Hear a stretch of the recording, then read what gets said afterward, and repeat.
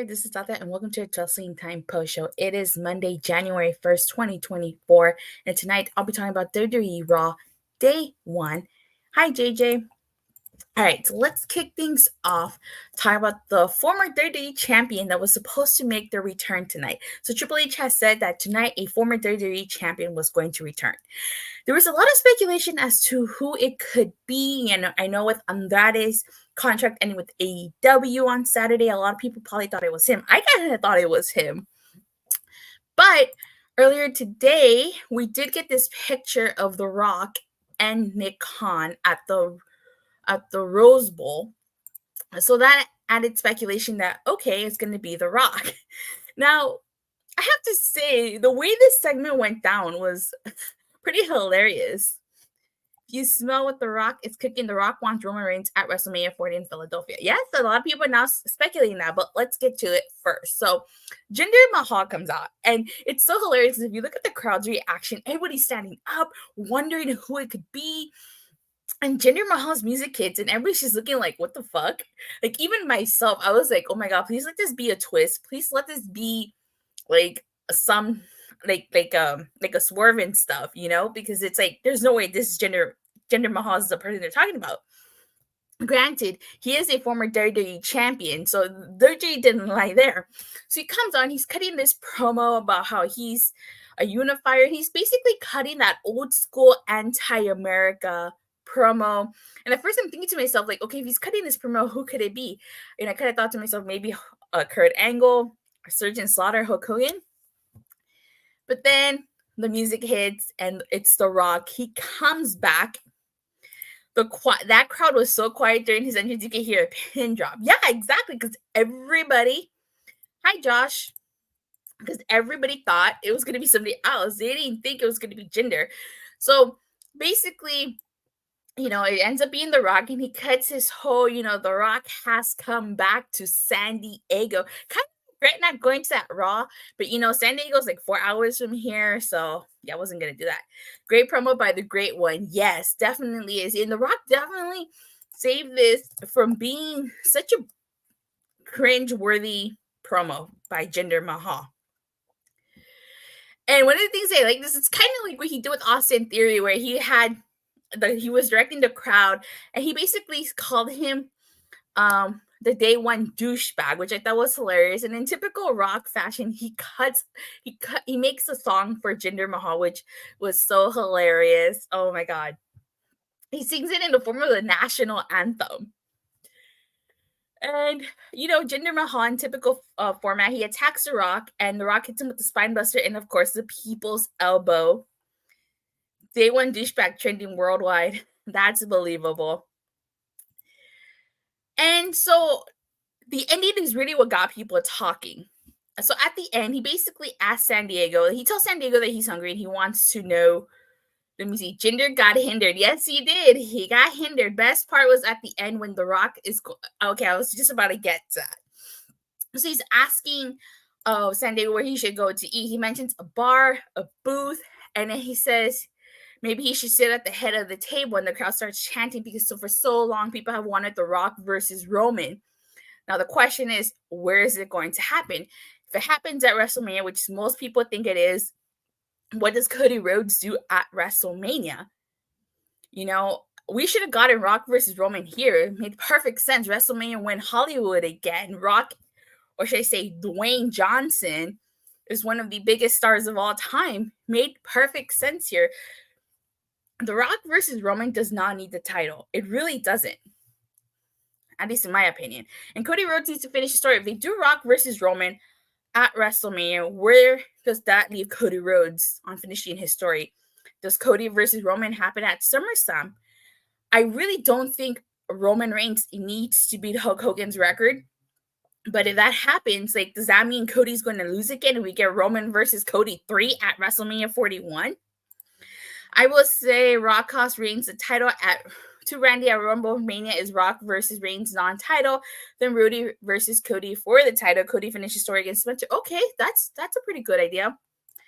Rock confirmed on the Pat McAfee show it was supposed to be Hollywood. Yeah, see? And that would have made the most sense because either way, Roman would have defeated The Rock, and The Rock would probably acknowledge Roman Reigns.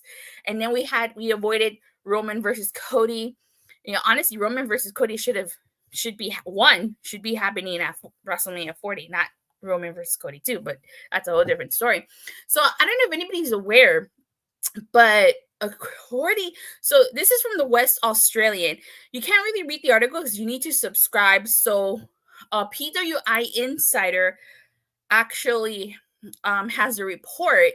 They said the West Australian newspaper Sunday Times reported that in emails obtained under Freedom of Information laws, tourism officials posed a series of questions about the deal with the WWE, including whether they can lower stars down for the Elimination Chamber at Opus Stadium on February 24th, specifically bringing up whether there was a possibility of The Rock appearing. So if the Australians are trying to lure The Rock down to the Elimination Chamber, could we potentially see Roman versus Rock at the Elimination Chamber and then Roman versus Cody 2 at WrestleMania 40 Night 2 main event? That way we do Roman versus Rock and Cody still finishes his story at WrestleMania. So, I mean, because if The Rock is going to go out to the Elimination Chamber, I feel like they would want a major match to sell out that stadium.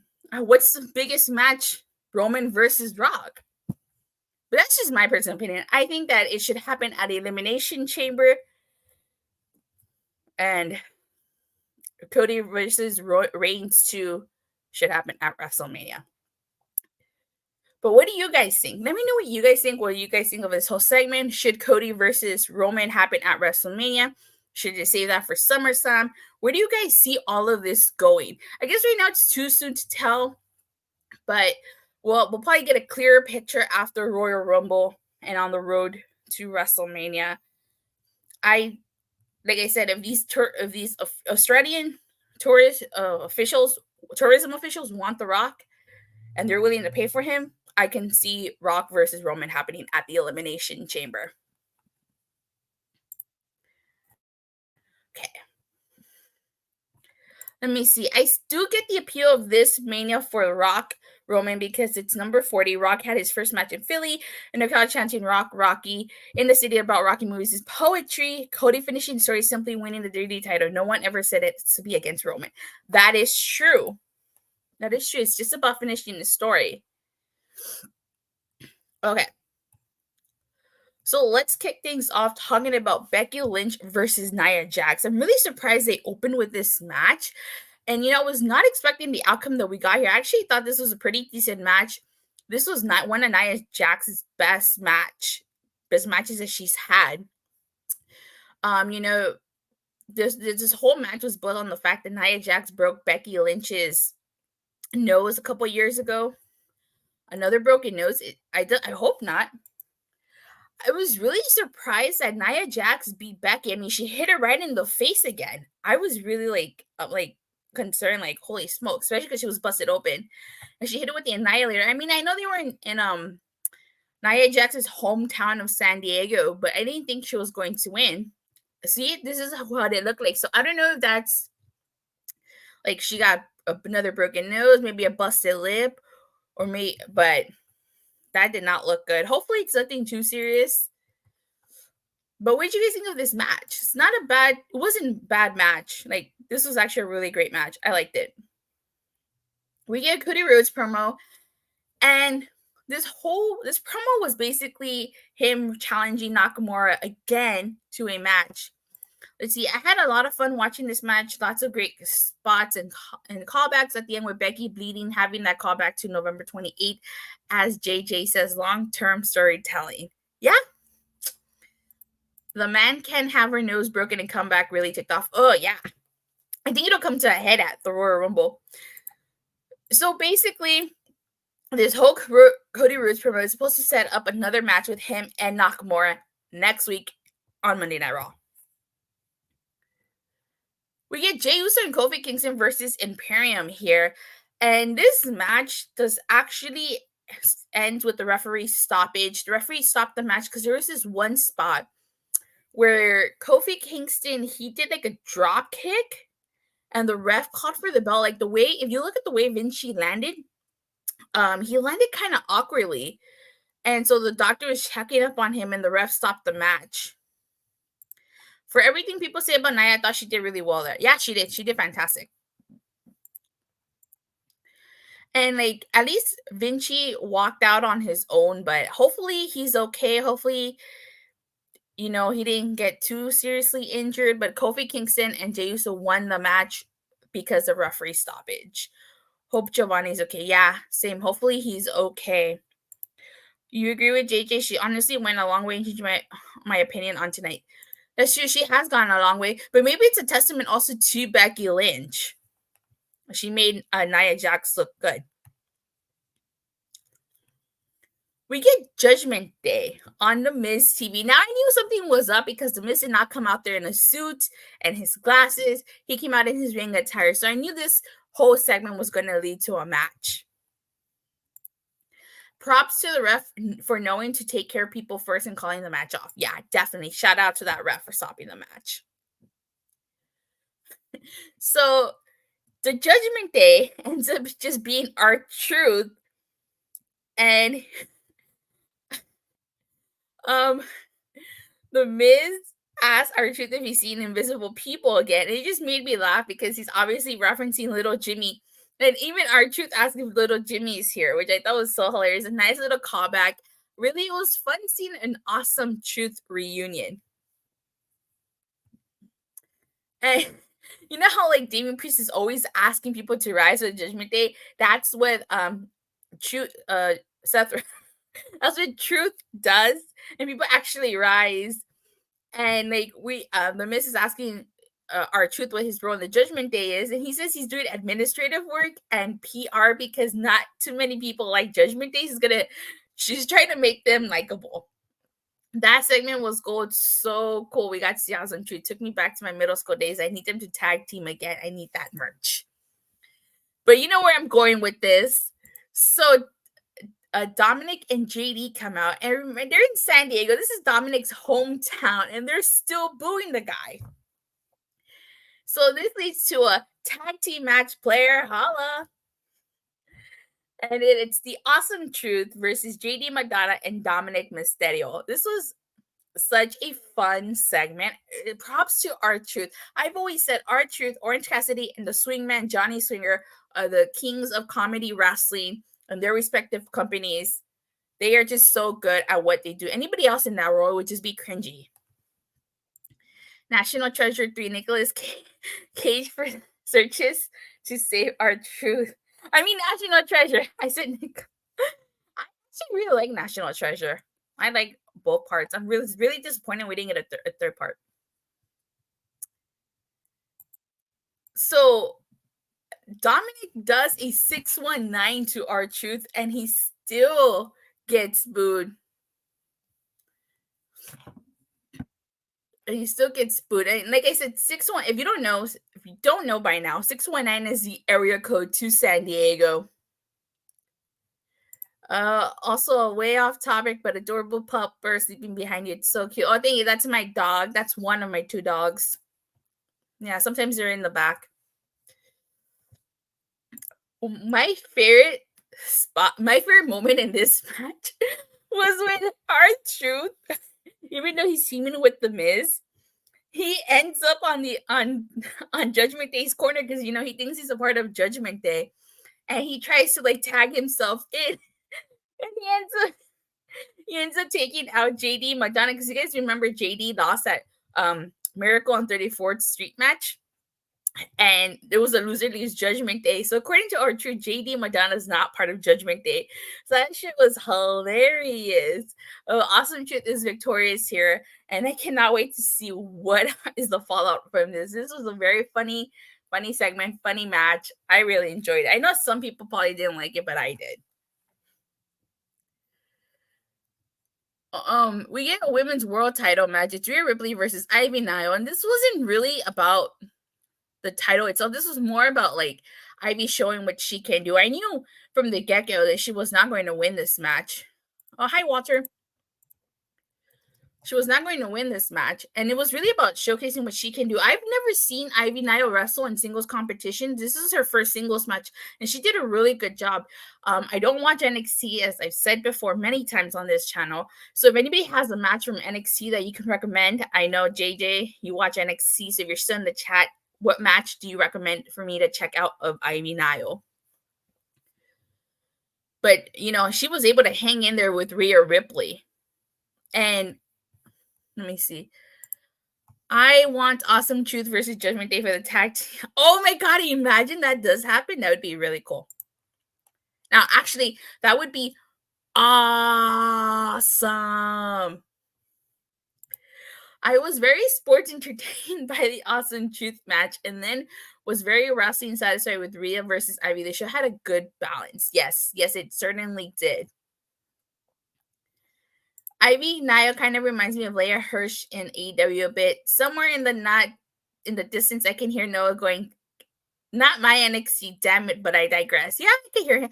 I can hear him say that. The Rock and Awesome Truth on the same Raw. Is this 2011? Man, I was 18 when that happened. So, but this was a really great match. Fantastic match, honestly.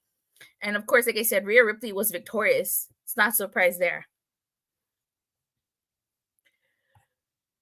We get Tegan Knox and Natalya versus Shayna Baszler and Zoey Starks. And I believe, if I recall correctly, this was was it a number one contenders match? No, I don't think so. But Zoey Starks and Shayna Baszler are victorious. And I've said this before. I mean, Shayna Baszler, I was in middle school. Wow, ouch. Making my back hurt a little bit here. I was graduating from high school in 2011. I said this before and I'll say it again. Shayna Baszler should be in singles competition. I mean, she beat Ronda Rousey. Why are they still putting her in the tag team? Seriously. Why are they not pushing her as a singles competitor? The story is right there. I've said it before and I'll say it again. During the Black and Gold NXT, Shayna Baszler was champion. And who was the person that dethroned her? Rhea Ripley. Rhea Ripley took that NXT Women's title off of Shayna Baszler. Why not revisit that? The story writes itself. JJ tell Jeff that has joined the two of you in the Josh Makes Our Backs Hurt Club. Yeah. So I don't get why they haven't done that. Why are they so insistent in putting Shayna Baszler in another tag team? She was already in a tag team with Nia Jax, Ronda Rousey, and this is her third tag team. Is she ever going to get a singles run here? But Shayna Baszler and Zoey Starks are victorious. And I know Katana Chance and Kaden Carter's first title defense is in a rematch with Chelsea Green and Piper Nivens. I have a feeling Katana Chance and Kaden Carter will retain in that. Shayna is unfortunately getting the Tamina treatment. Yeah, she is. So the main event was a world title match. It was Seth freaking Rollins versus Drew McIntyre. And this was a really great main event. One of my favorite spots was a white noise from the second rope to Seth Rollins. Now, I kind of thought, for instance, let me see, Shayna part of the tag team of the month club. Ouch. Yeah. So there was this one spot where both Drew and Seth Rollins were down, and Damian Priest came running out, and he had his briefcase with him, and he actually hit Seth Rollins with it. And I was like, oh my God, he's going to cash in. He's going to steal this from Drew McIntyre and from Seth Rollins. But Drew McIntyre was not having it. He hit the Claymore to Damian Priest, and then he attacked Dominik Mysterio to prevent him from getting involved in this. And oh my God, he had it. He hit the Claymore to Seth Rollins, but Seth Rollins had his foot on the rope. I was like, oh my God. I felt for Drew. I felt it. Lyra Valkyria, which I still think sounds like Taya Valkyrie, by the way, versus Ivy Nile. Winner qualifies for ladder match at Stand and Deliver. Okay, I'll check that match out when I get time. I just felt so bad for Drew. I was like, holy smokes, all that. And the world title match was so much fun. The last 5 minutes had me on my feet until they broke my heart with Drew losing. I almost cried. Yes, I'm a mark. I don't care. So then, like, you see Drew McIntyre clears the announce table, and Seth Rollins hits him with the pedigree on the announce table. Then he rolls him back in the ring, and he stomps him. And Seth Rollins successfully retains here. I felt so bad for Drew because after all of that, he still lost. Right? Glad I'm not the only one who thinks that Lyra's name is so close to Tyra, right? I don't know if that was intentional. Lyra, Valkyria, Taya, Valkyrie. But you know what? Seth Rollins winning here makes sense, especially if CM Punk is going to win the Royal Rumble. He's going to go on to challenge Seth Rollins. WrestleMania Night 1 main event right there, if you ask me. So it makes no sense that Seth Rollins won here, but I just feel so bad for Drew. It was literally in his grasp. I feel bad for the women's tag match. They had to follow The Rock. Yeah, there was no way they were going to live up to that, for sure. Let me see. I think Drew will get one more opportunity at the title, lose again, and that's when he'll snap and beat down Seth Rollins, leading to Damien's cash-in. Be curious to see how that plays out, especially if the plan is Rollins versus Punk WrestleMania Night 1.